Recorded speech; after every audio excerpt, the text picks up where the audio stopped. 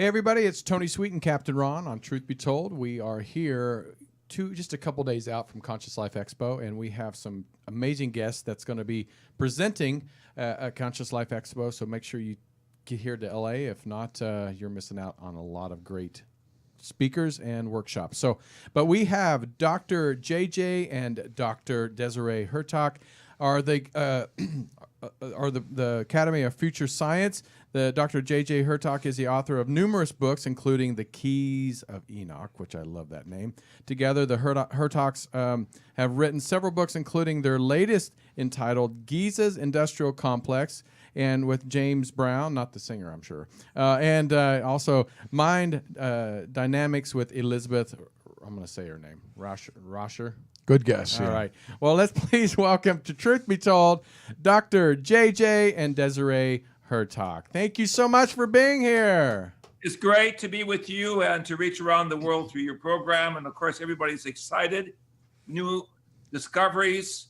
And my wife, Desiree, and I are going to share a few interesting scenarios of what we're going to be sharing this coming conference. Right. So we've traveled around the world. We've done a lot of work in Mexico, but we've also done work in Egypt. In fact, we were there with the Shore Expedition, and we actually found what's called now the Tomb of Osiris, which is on the Giza Plateau. It's about 100 feet down. So most people are always looking at the three pyramids, but there's a lot more underneath the ground. Look at that, Tony. That's awesome. Wow, that's amazing. So here I am, some 33 meters below the surface of the Giza Plateau.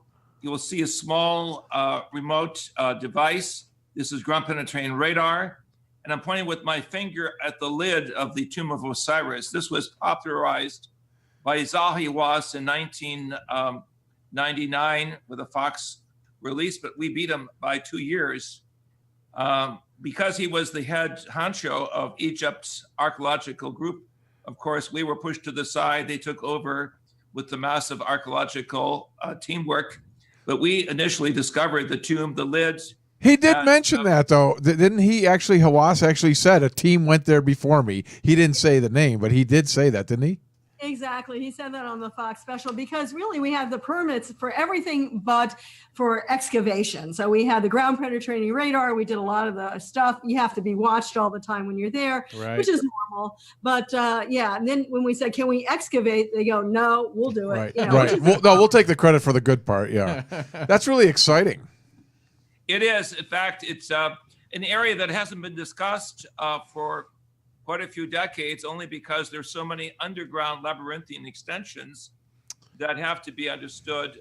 Some of them are presently being explored by other investigators. We were the first to actually take film of some of the tunnels underground, and we're suggesting in our new book that you mentioned a few minutes ago, entitled Giza's Industrial Complex, that the Egyptians were able to use water hydraulics as a source of energy. They were able to use a vast and, should we say, very sophisticated system of engineering to light up their underground passageways. No one can explain this. We're the first to throw light upon the subject, and pardon the pun, it's going to come out in other ways also. That is incredible. I would love to be able to go underneath there. Do you guys have a theory on what you think the pyramids were used for? Well, of course, that's kind of what the book is talking about. Now, we want to say that we believe in people being initiated into some of these, the temples that were there. But also, we saw the water because one of the reasons we got into the Tomb of Osiris was it was a drought period. But normally, there's water everywhere underneath the plateau. There's some strange action that literally pulls it from the Nile into that area. And there's been a lot of tests, mostly in the 70s and 80s, because it's harder to do it now, that showed even in the deepest part of the Great Pyramid that there was some evidence of water. And so we feel that water was a key role, and we've done a lot of work with hydrogen energy.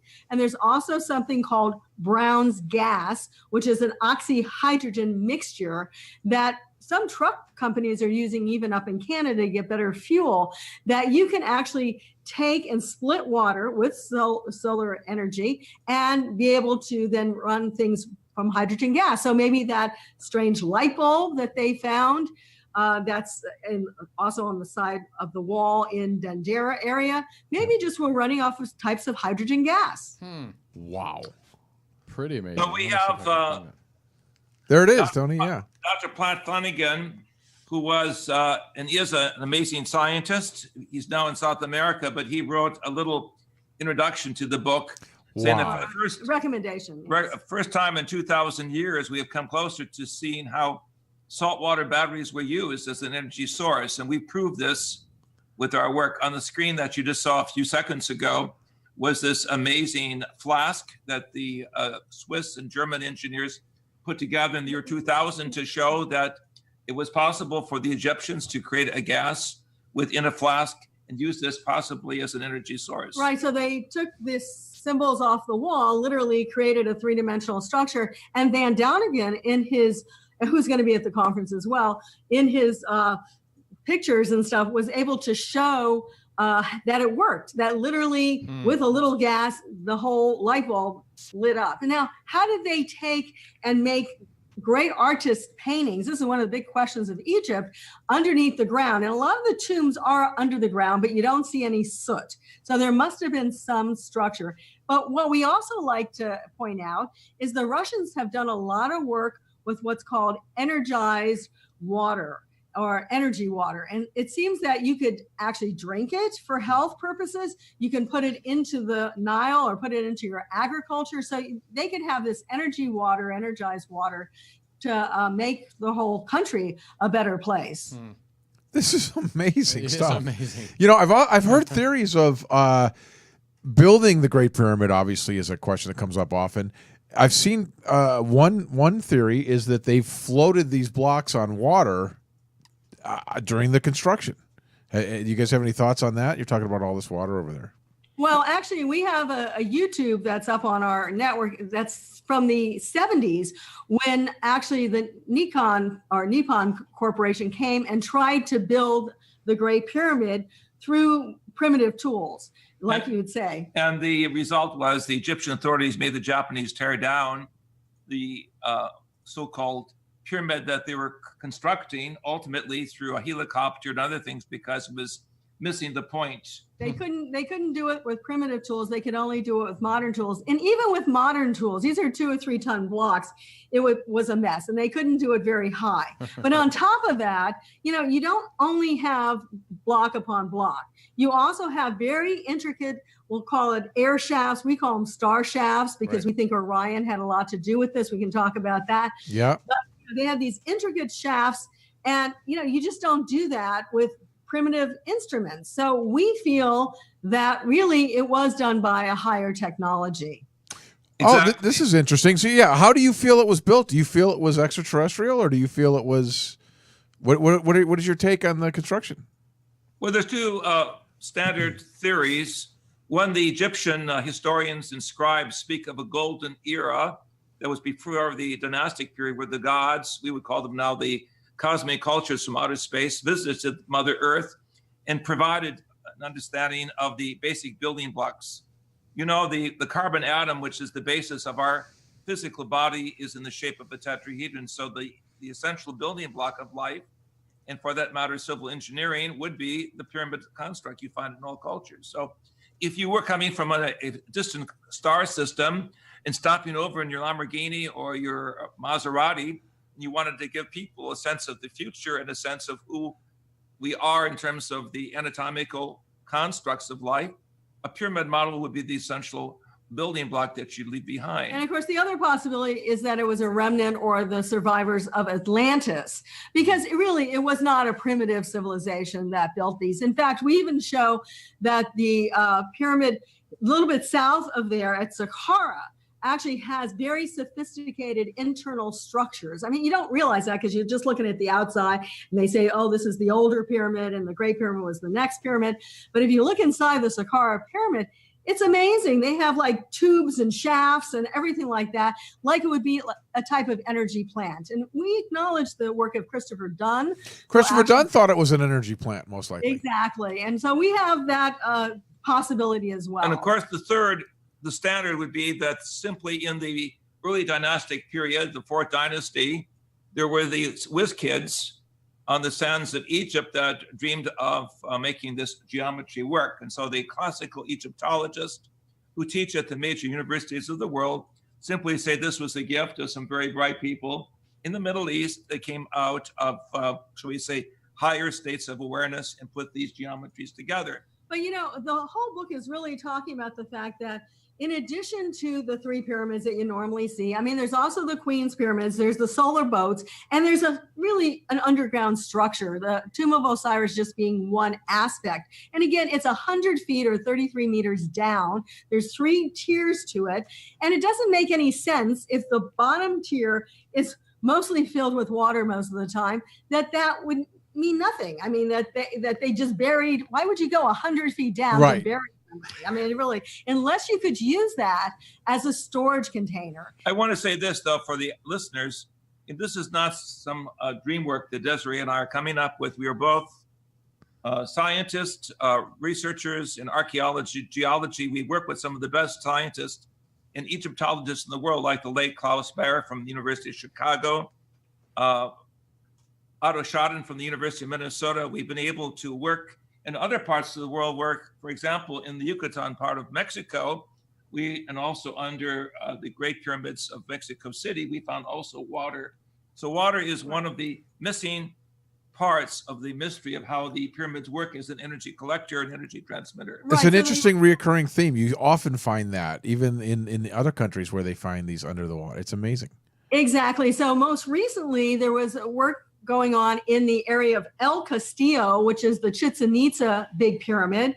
And they discovered that underneath the pyramid, now they know about cenotes in the area. And yes, you have to survive to have, water to live in those areas. But right underneath the El Castillo, the big pyramid, they found water. And I often say, why would you ever build something on top of water? I mean, it's a very impractical thing. But now the most recent finds, and you could see it in there, if you Google the research that went on, one of the person's names is Chavez. Anyway, Rene Chavez did the main work, and they tested around and they saw, yes, there's water underneath. So, okay, you can say that water, like Dr. Emoto showed us, is very, very important. So if you're going to meditate, you're going to change the energy in your body, which is also mostly water.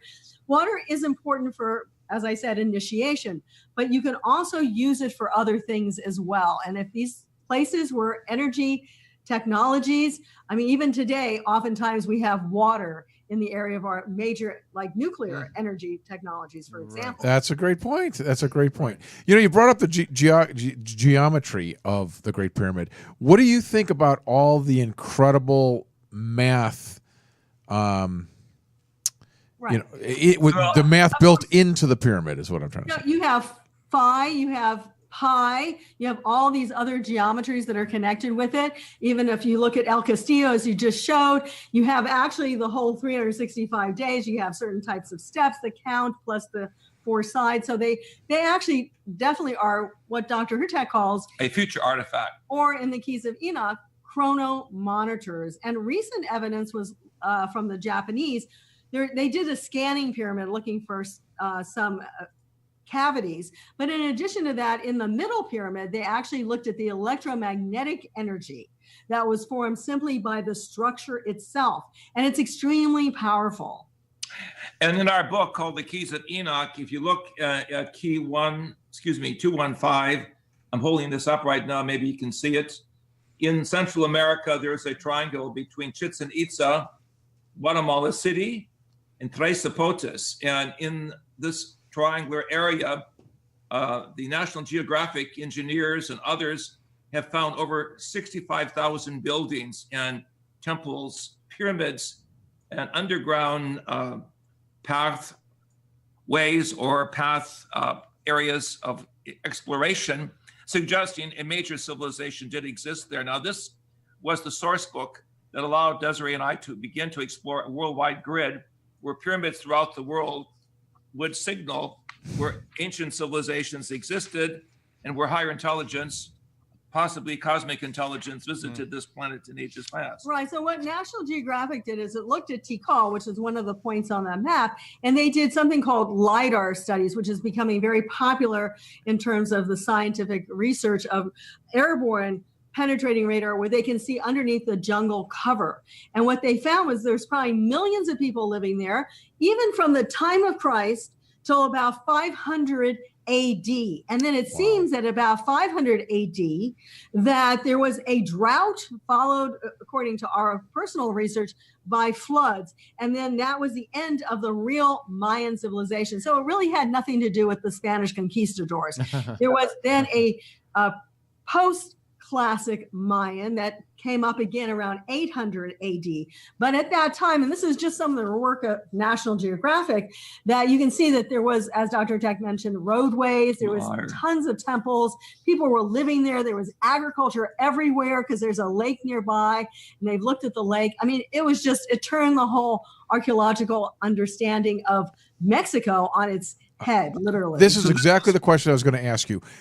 We've had many doctors, like Dr. Robert Schoch, about the age of the Sphinx and the water erosion and all of those things, and it seems like the community, the archaeologists stuff, don't accept it necessarily at face value. It's very hard to break the old standard norm. Are you guys running into that too with these new discoveries? Is it accepted right away, or are you being challenged? Well, I mean, things are just changing so quickly. I think any archaeologist really up to the modern technology is realizing that things are much, much older. And of course, we've worked with Schoch. In fact, Dr. Tech was on a part of the extended version of Mystery of the Sphinx, which was the John Anthony West Robert Schoch data that the Sphinx was probably built at another, we'll say, era when there was more rain. Now, just go down to San Diego, which is not far from Los Angeles, as all of you know, and they recently found some mammoth bones when they were building a highway, and they've moved it now to one of the museums there, and they dated the mammoth bones 120,000 years ago. And what was interesting is the way the bones were placed seemed like there was some sort of intelligence that placed it there. Now, one could point to the Neanderthals or something, but things are really going back. When you look at South America, we're starting to go back and showing some sort of humanoid movement there as much as 20,000, even 30 or 40,000 years ago. There's a place in Brazil called Pedro Ferrada, and they've actually done the ABOX, which is a certain type of technology where they can analyze the structures there, and they see that it goes back almost 50,000 years ago. Wow. So, things are really changing. It constantly goes back. Gobekli Tepe, it just keeps going. Yeah, and actually they found some of it may be Neanderthal. Neanderthals are in most of our blood at this point when you look at Ancestry.com or 23andMe. And one of the very interesting things is they found a Neanderthal cave in France. And no one had been in there for 170,000 years. They know that. That's like, it's not even a question. And when they opened the cave doors, they found that the Neanderthals were making little stone circles in the center of the cave. So, it could have maybe not been us exactly, but there was a lot of civilization going way back. So to answer your question, we published in Archaeologia, which is the pristine publication of INH. Which is the Mexican authorities there it's for like, archaeology. Yes, like the Smithsonian. And there in volume 54, published in 2017, there is an article that shows all of the work that we've done with the major pyramids in the Yucatan, including the very sophisticated sound graphs of measurements. So we are trained in remote sensing technology. We're trained in geology, archaeology. So we represent, really, Desiree and I, 9 different disciplines. It's taken us 40 years to put this information together. Now, this article, which took 10 years for them to referee because it was so critical, has opened a whole new door, suggesting that the pyramids are acoustical physics devices. The pyramids are based upon certain vibratory levels of organization. Some raise your consciousness, some open the portals of the mind to think on certain levels of creativity. And some may even create technology. If you remember the Mystery of the Sphinx that Schoch and Anthony West were part of, they showed how sound vibrations could actually elevate blocks. Now, they were just doing little pea-sized things, Right. but if you have the real technology, you may be able to use some resonance frequencies to elevate the blocks in That's place. another theory for the pyramids as well. But right? yeah, because it's fascinating that the water and the sound is, is all about energy, and without those two, like, if it's just in the middle of the desert, you're not going to be able to create that. So, and I just want to say, fascinating, of course, there's fascinating. pyramids all over the world. This is one from the Canary Islands, from Tenerife.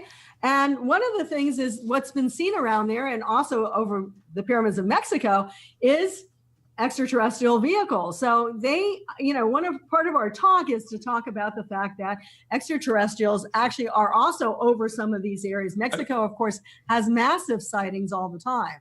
I wanted to say this is an official document declassified from the government of Spain, Over the Canary Islands. an event in 1976. Wow. When was that released? You can It was find released yeah. in 1977 in Acapulco, Mexico, at the first International Congress on UFOs and Extraterrestrial Science by a colleague of mine. Pablo Pfizer was his name, and he was a very well-known researcher in Spain.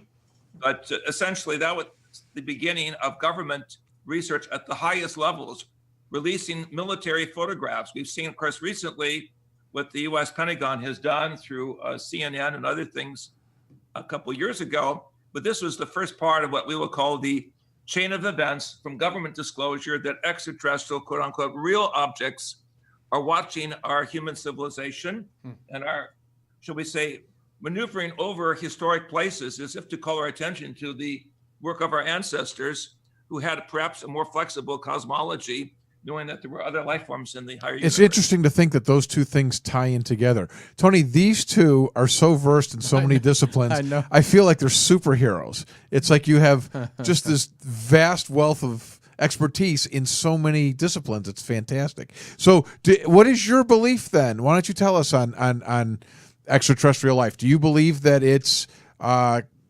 concrete craft, like it's not interdimensional, or do you feel like it is interdimensional? Or Well, it's all of the above, and that's the reason why the senior intelligence community colleagues and researchers that I've talked to have been very, shall we say, resolute about rushing to the gate and saying it's one category versus another. It is all of the categories of the visible, as we would call the ones that we can see with our optical system, the invisible that we cannot see, that seem to operate with our optical system. I love this. So actually, it's very important to realize that science, and we are scientists as well, that have determined that there's like 100 million stars in our Milky Way alone. And then there's trillions of Milky Ways. And I was just talking to someone also from one of the Northeastern universities, and he said, they're now averaging about 5 to 7 planets circling each one of these stars. And in addition to the planets circling those stars, there's additional planets that are kind of rogue planets that aren't circling anymore, or maybe never did. So there's so much out there that to limit it to even, we'll say, the grays or the greens or the insectoids is very limiting. We even feel we're out in space as well. And that, I think, is the biggest shock. So that means, in a sense, maybe we didn't come from the ooze of the earth. So what Desiree is saying is we're much in space, the space is within us. We are a small Awesome. micro-universe within our body. And she's also referring to the exoplanets that have been found that look like us in the sense that they would have environments that could produce a form of life, perhaps not exactly the same as ours, but similar to ours in the new galactic catalogs that astronomers and astrophysicists are putting together. So, Tony and I, one of our favorite things to talk about is the fact of how these things changed. Where just 120 years ago, we thought our visible galaxy was the entire universe, the whole of the universe, which now we know is just a fraction. And then even the fact that the belief, the common mainstream belief, just whatever, I don't know the exact number, 30 years ago, there are no other planets. exactly. And then now all of a sudden in that short, while I've been alive, all of a sudden it's like the norm. Everyone's there's planets, one for every star. I mean, it's like a normal thing. So that's changed so dramatically. The question still remains, a lot of people will argue, is can they get there from here? Right, exactly. So let me just talk about, okay, those are the physical extraterrestrials. Of course, we do feel they can get there from here, and they probably use hyperspace and some technology we're not familiar with. But if you go down to the area of Peru, there's an area called Hayamarca, which we have in one of our books called The Over Self Awakening. Now, people have stood in this doorway, and I'm not going to say if you fly all the way down there, spend a lot of money, you're going to have this experience, but it seems to be a interdimensional doorway. It's known to the ancient shamans down there as an interdimensional doorway, and people have had that experience where they stand in there and they really go into different spaces. And we believe that you can work in other dimensional realities. That's part of our work with Elizabeth Rauscher. That is, she's thinking that we even function in our mind, not just in the third and / fourth dimension, which is time. Einstein said the fourth dimension is time, but that actually we're able to remote view and different things like that SRI has shown and proven correctly, so have the Russians, that's really working with eighth dimensional space. So we ourselves are actually working beyond just the third and fourth dimension. So there's certainly beings probably in those dimensions as well. We mentioned this in our book called The Over Self Awakening, which refers to various sites throughout the world that we've investigated with shamans, social scientists, as well as experts in remote sensing. So clearly the portals of these ceremonial centers, we will call sacred areas, are being opened right now. And in a poetic sense, this is the time that humanity is coming into a higher realization that we need a new cosmology of life. And in the biblical sense of poetry, the gathering of the tribes has begun. So from people from Australia to those in Northeast Europe to those of the Southwest tribes in the desert, there is a common recognition that Mother Earth is crying. Our signals are being sent into the higher dimensions of the mind and into outer space. If there is life out there, come help us, give us some better educational tools, because the society of competition, acquisition, and consumption is destroying Mother Earth. Well, yeah, you have to look at the environment. Of course, right now there's the area of the mountain states, which is freezing from what we hear from our friends who live there. You had major, polar vortexes over the Midwest. You've had, other things in the East and the West Coast. You've had, according to my sister, you've had snow on Maui, on the beaches. Right. So there's a lot going on. And that's what we were shown from our research in some of these pyramids in the Yucatan in Mexico. And here's caves, and it seemed that people actually lived and moved to caves to be able to survive. Now, we don't think you have to do that anymore. We think, of course, we should be able to do much more, but we probably are waking up to the fact that there's exoplanets and all the other things, because this planet is going through some changes, and we're going to have to be aware that we're part of a cosmic civilization and maybe be ready to be part of that fairly soon. This is one of those shows where we need 12 hours, because I could just sit down over here and let these two just spout out anything about any of their travels. A question I have for you, since you've been to so many amazing places, I often try to argue with people that don't necessarily believe or in a lot of these things that we discuss on this show. What do you feel is the strongest evidence you've seen for an extraterrestrial presence on Earth? Like, I like to point to Baalbek and things like that seem impossible. What do you think is the strong? That recent disclosure that happened with Elizondo, but then when CNN followed up on that's the Pentagon disclosure, when CNN followed up with a Captain Favor, who actually was one of the two pilots that were watching this extraterrestrial spacecraft come out of the area by Baja California and California. And then they literally flew around the spaceship that was trying to, eventually take off. You can't doubt that. I mean, there's some still pictures, a few moving pictures that was released by the Pentagon. But of course, that's amazing. But there's even more, of course. Yes, we've been working with archaeologists in South America, and we have evidence, although I'm not here to present it visually, but shows a pair of hands, very much like those in the statues of the Greek gods that were found as a result of a mountain slide in Colombia. And to see these exquisite hands in a posture like I'm putting on the screen, which suggests a high level of artistry and, shall we say, aesthetics that really defy our logical history. And I think I didn't say when I was mentioning about this captain that was talking on CNN. You can find it on the internet, on YouTube. He was a Navy captain, so there were 2 Navy planes literally watching this, and you see some of the shots of that. So that's amazing. And of course, all the work from Jaime Maussan. Actually, we helped stimulate Jaime's work in the field. He's out of Mexico, and he actually had vigilantes or watchers send him pictures, and he's just, it's overwhelming how much people have seen, and even in some cases entities that they've seen walking, or literally floating, usually on the ground. One of the greatest cases was also in Zimbabwe, where these young kids at a school, their teachers were actually having a teachers meeting, I guess, when you get together. It was Mr. Mackey who was talking to my late colleague, John Mack from Harvard University. Yeah, John Mack's the one that talked about that story. He went down there. Well, John and I worked together in South Africa. Oh, did you really? in Wow. And the children came out, they saw the beans floating across the schoolyard. And then Cynthia Hine, who was the Newfound representative at that time, was able to collect pictures and drawings of these children.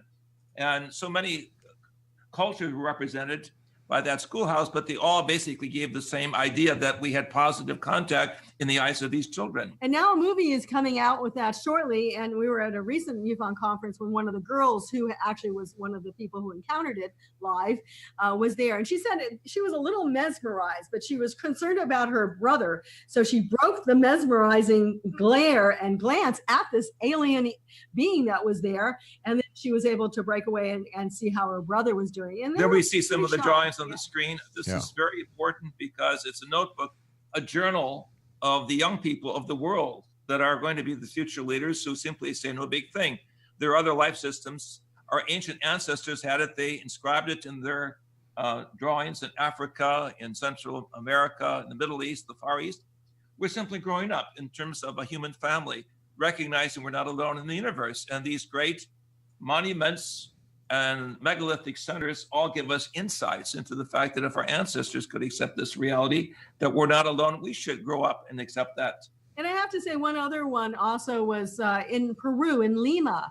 There was literally a flotilla over Lima, Peru. And it was there for so long that the film crew got out there. You have to look under OVNIs, OVNI, for Lima. But the film crew got out there and started interviewing people, and they're like looking up, well, I don't know, I never believed in ETs, but look at this thing above our skies. And of course you can see them, there's flotillas now everywhere. In fact, we actually did a book with Sidney Sheldon, and it's called Doomsday Conspiracy. We were the scientific consultants. Yeah, and he put our name in the front of the book. And one of the people we brought over to work with him, because he wanted us to introduce him to some of the people, was astronaut Gordon Cooper, who was an associate of ours at the time. And in 51, when he was flying as a test pilot over I think it was more than testing at that point. They used to fly their jets over East and West Germany, because the U.S., of course, had control of West Germany and mostly the air flights at that time. And he said that they actually looked up, and higher than they could go at that time, and he wrote this for a report at the United Nations, they saw a flotilla of UFOs. So not just one above him, but a flotilla. And so that's actually documented in, I think, didn't he put it in his book? We put it in his book as one of the appendixes at the end of the book. Gordon Cooper, who was the first space pioneer, one of the first 7, was able to put his reputation on the line. Did they put him in a loony bin? No, they made him an astronaut. Yeah, right. They put him in space. Yeah. Yeah, put him away or knock him down. As you talk, I feel I'm both inspired, and I feel like I do nothing with my life. I talked to John Mack and Robert Schoch and Gordon Cooper, all my heroes. Oh yeah, I worked on it with him. Oh yeah, I worked on him. I sit here with Tony. Well, you should be. You're doing a great service to bring a live event, a live happening of higher awareness to the public of the world, because we're going into a consciousness shift. We as the human race have to get prepared for a positive change rather than be subdued or destroyed, but I will call the culture of death, the culture of violence. We have to create a culture of peace, and that begins through higher knowledge and education. Do you feel we're moving that way, or not so much? Do you think? I was going to say, do you think we're going to go through more struggle to get to that peace?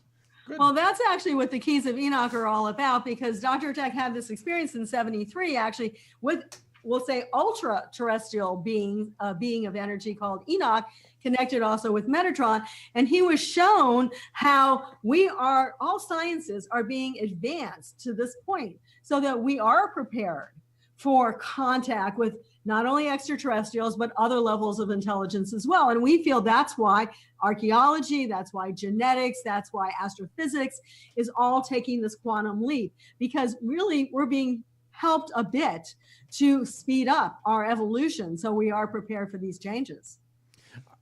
Well, you think we're being helped by other entities, other worlds or whatever? You think that's what's affecting us? Well, we actually do, yes. I mean, obviously, some of it we do ourselves, but you know, when you think about the universe and you think about the fact that consciousness is really everywhere, it doesn't take much to feed you a thought. Mhm. And we've seen this with people doing remote viewing and remote healing, for example. We feel the whole energy of the universe and even other dimensional realities is all connected with consciousness. And so there can be that Synchronicity. sharing of thoughts. That I mean, is synchronicity. you get that from, you know, a mother gets that from her son. She knows if he's in trouble or not in trouble. You get that if you've been married for a long time.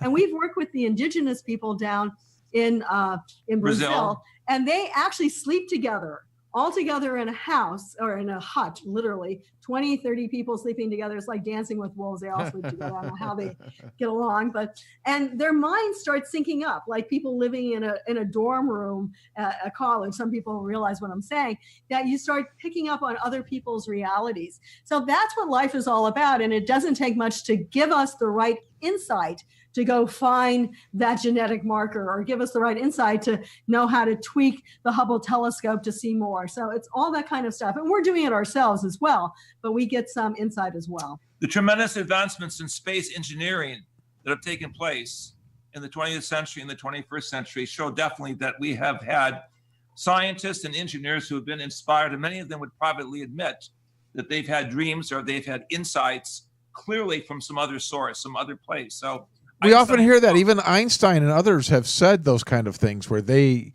had those experiences and dreams. Exactly. In fact, James Brown, who's the co-author of our book, Giza's Industrial Complex, he owned a house in Palm Springs at one time, and it was the Marion Davies estate where Einstein stayed prior to World War II. And he was working in the basement complex to create another room for his children, and came across a bunker that Einstein had used. And actually, there was a steps from outside of the house, and you could go up and sit at a bench. So supposedly Einstein would go there, and it's been written in some of his diaries, go there and actually meditate every morning. You can see all of Palm Springs. It's a beautiful sight. But so Einstein did that, and many other people. Look at Tesla. I mean, Well, Einstein was always quoted back in his early days in Germany and Princeton, and the end of his life was never quoted where he became spiritually aware that there were other sources of cosmic intelligence. That's the important part at least inspiration of our co-author in the book, to show a picture of Einstein. We were actually in the same bunker where he stayed. Amazing. Contact in the Desert this year, of course, is in Palm Springs now. Almost, it's in Indian Hills. Here's an outing to go on, is to go sit there.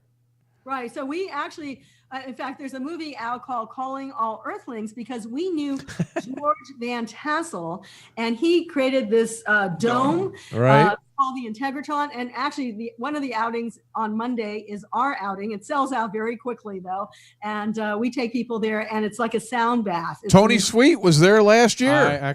I went with my good friend Shar Margolis, who is an intuitive psychic, and she blessed me with a ticket, and I seriously had visions of aliens and spirits while I was in the dome. It blew me away. We knew George Van Tassel, and I can't believe their lives. well, in the 70s, Dr. Jack was teaching down in Southern California. I was a student at the time, and he used to take his students out to see George.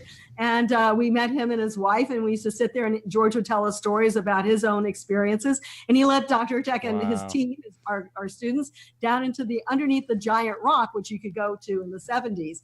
But the dome is amazing. The people running it are amazing. And we do have this film called Calling All Earthlings. It's a little kind of an LA type of movie done by. You can find it with your search engine. Look for that title, calling out Earthlings. Well, You'll be surprised. We get 40 people together after contact and go out there. It's part of the contact that'd be event. great. And George had worked, of course, with Howard Hughes. So he was working with people in high levels of That is engineering. Now be careful, or you're going to have 42 this year, I because know. Tony and I. They're very controlling, so it does Okay. sell out. It Well, sells out. Yeah. we'll share a mat. So, But we should say that George was sleeping underneath Giant Rock. It's this huge rock, which Yeah. no longer you can't Yeah. get into any longer. And then this UFO landed out on the runway. He was inspired to just get out and take a night walk. And there's this being that's like, I think 400 or 700 years old, and taught him all this information about technology. So we have to be able to show scientific ground truth with real hard credentials. This is why it's taken 40 years to put all of this together in terms of the roadmap.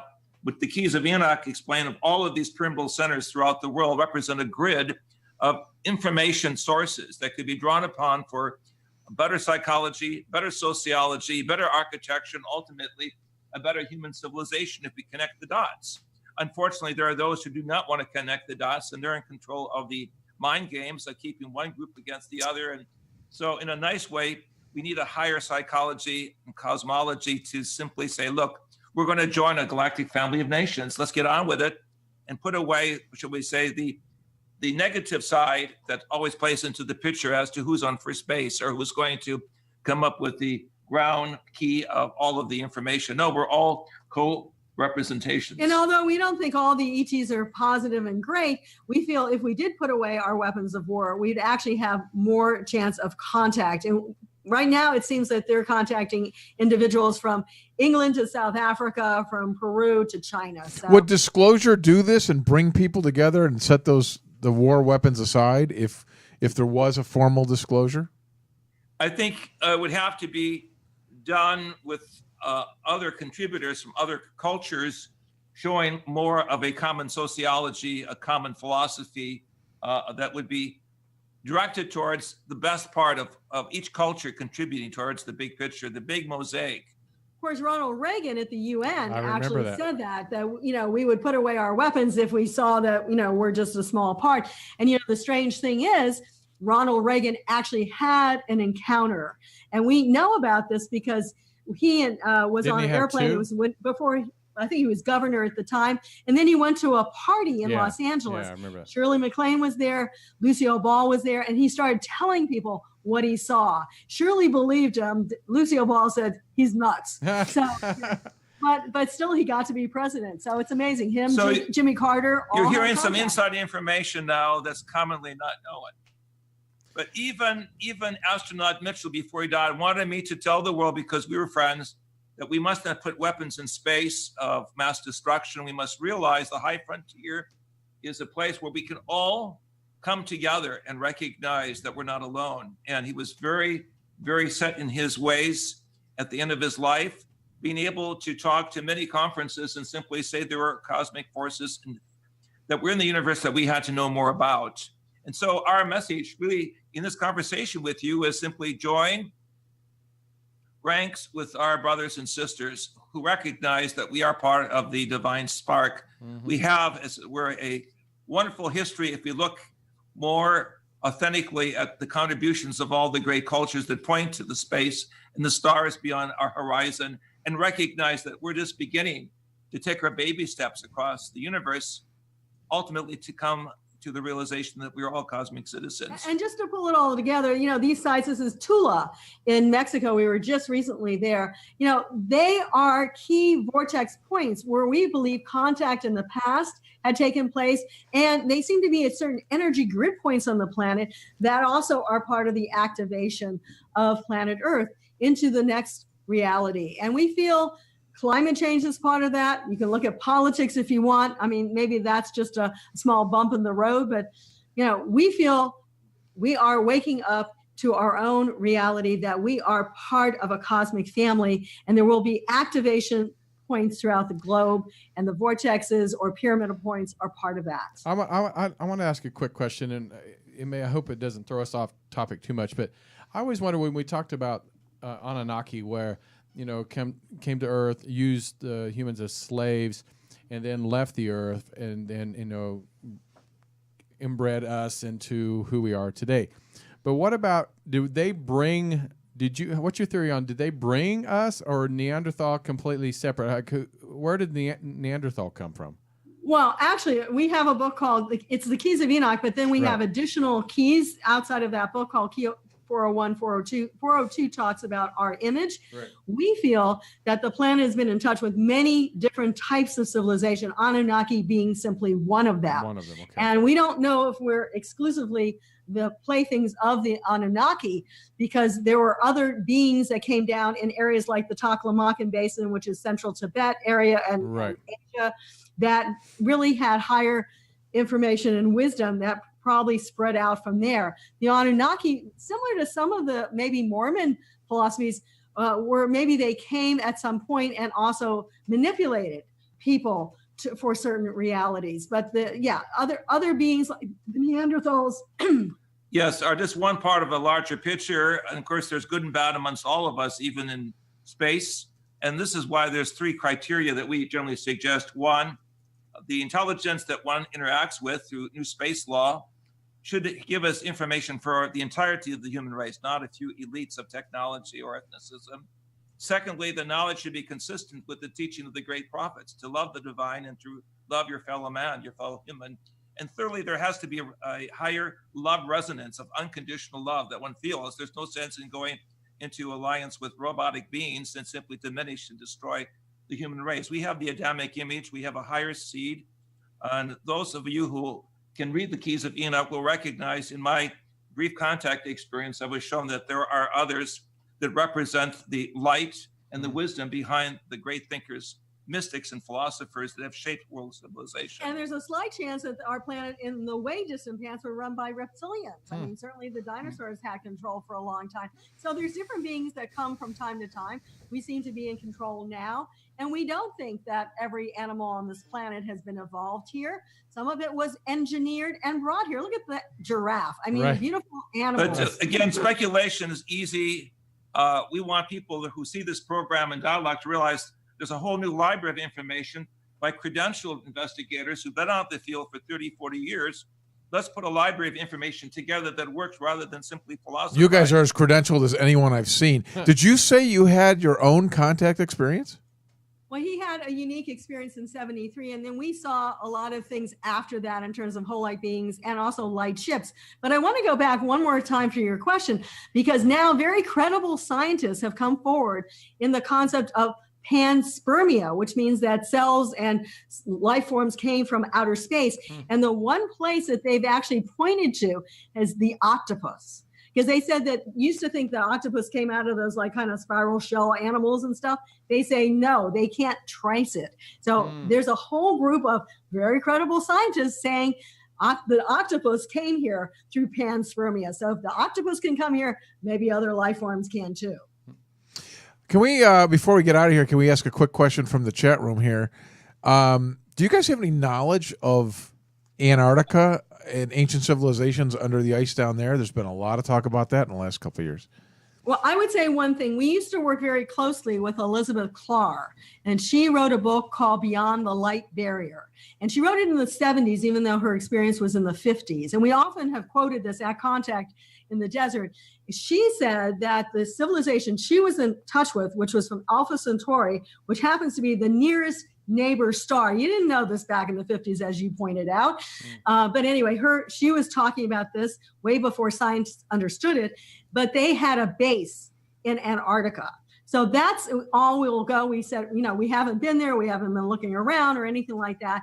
But Elizabeth Clark, who's a very credible personal friend of ours as well, reputation and everything like that, said that the civilization she was in touch with, which was from Meton, and the being called Akon. Mentioned in the Keys of Enoch, by the way, which is why we got in touch with her and she with us.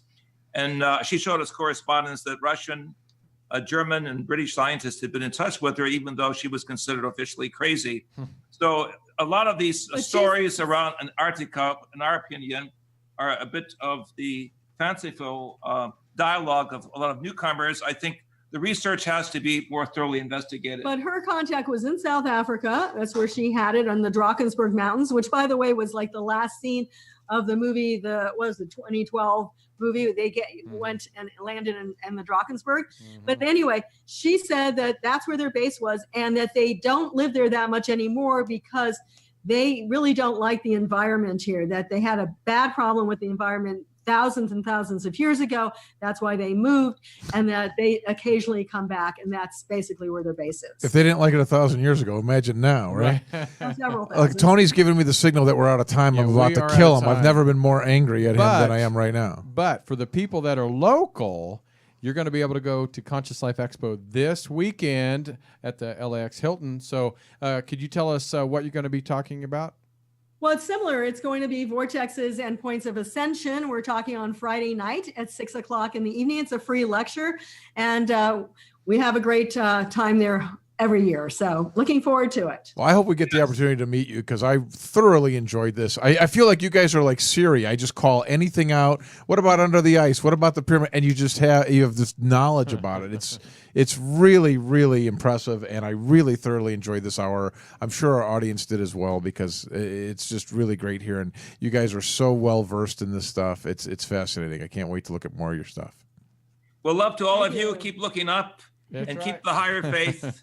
We'll do, and we'll see you this weekend. Yeah, because we have a lot of problems, but listen, that's all secondary to the greater drama of life that continues. So There thank you you go. so much. Thank Thank you you. so We'll much. see you this weekend. See you on Friday. All right. Well, it is time to get out of here. But I'm Tony thanks so Sweet much. for Captain Ron and Tony Sweet. Make sure you go to our YouTube channel and subscribe. We want you to subscribe and leave a comment. Also go to our website, truthbetoldworldwide.com. But until next time, thank you guys for listening right here on Truth Be Told.